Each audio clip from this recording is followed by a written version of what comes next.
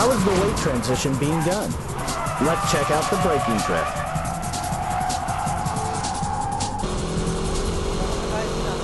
The three important things here are when to steer in, when to shift down, and how long you keep braking.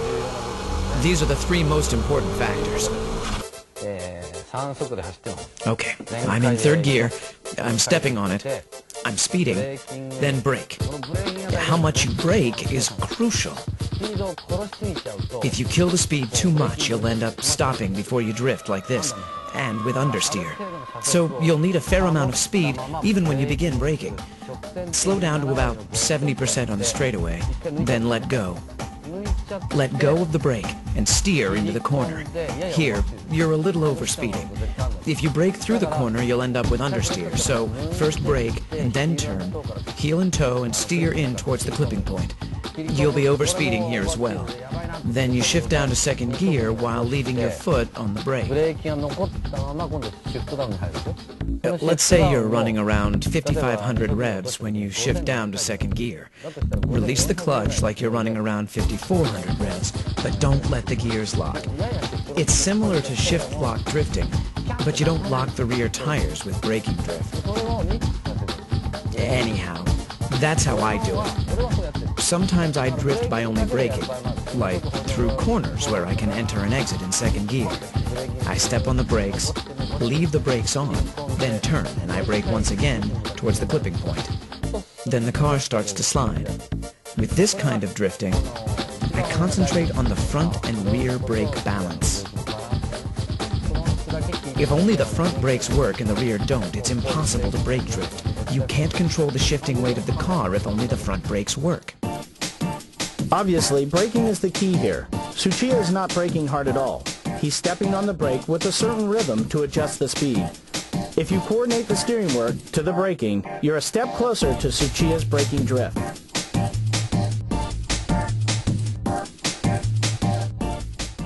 Remember, the rhythm of your right foot should be brake, brake, brake, brake, gas.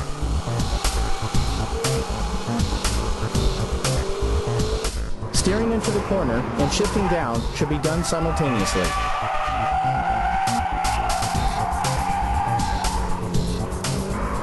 Next up is the fake drift, where you create large weight transition by force. When weight transition is difficult to make just by braking, you shift the weight with a feint movement.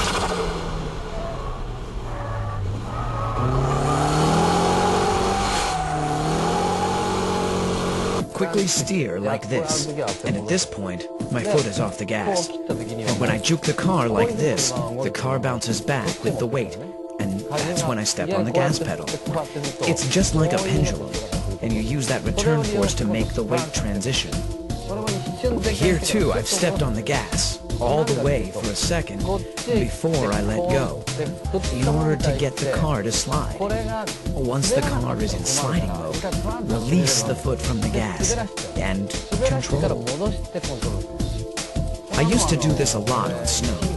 If you're going too slow, you have to step on the gas to make it happen. But if you're going fast enough, and you steer to the left and quickly steer back to the right, your tail will automatically start to slide. But you know, I wasn't that good back then, so my car would lose speed while I was doing all that. That's when I learned to give the car some gas to make the car slide, so that I can drift, even at such speeds. Because of the inertial force from the feint action, the braking doesn't have to be as strong as the braking drift. It's all physics and dynamics, but the rhythm of the right foot is always the same.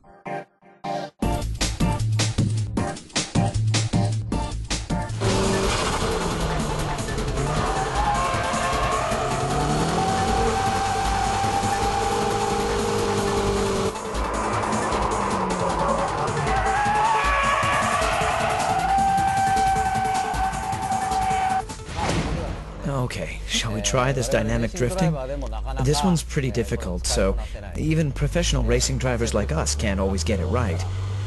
Drifting begins from stepping off the gas, just like the Fuji Speedway's 100R or the final corner at Sugo.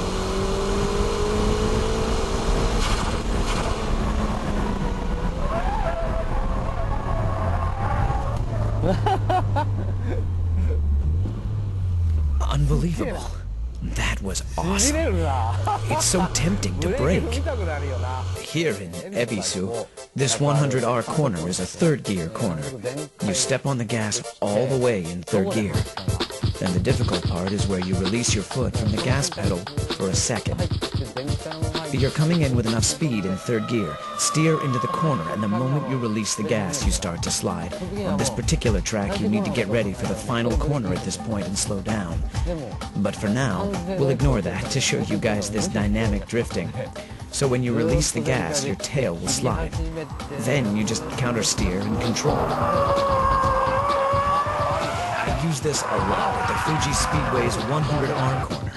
I charge in without braking and just instantly let go of the gas. And when the tail starts to drift, I just counter-steer and slam on the gas as I exit the corner. You do this at the final corner at Tsugo. There are some cars that can plunge into the corner without braking at all. In a Miata, you can dynamic drift at Maze, go right in at full speed, and by releasing the throttle, you can initiate the tail slide. From there, it's just counter-steering and stepping on the gas again at the exit. And that's what I call dynamic drifting. This is an example of not how he stepped off the gas, but how Tsuchiya was able to avoid crashing. His lightning-quick steering work is simply unbelievable.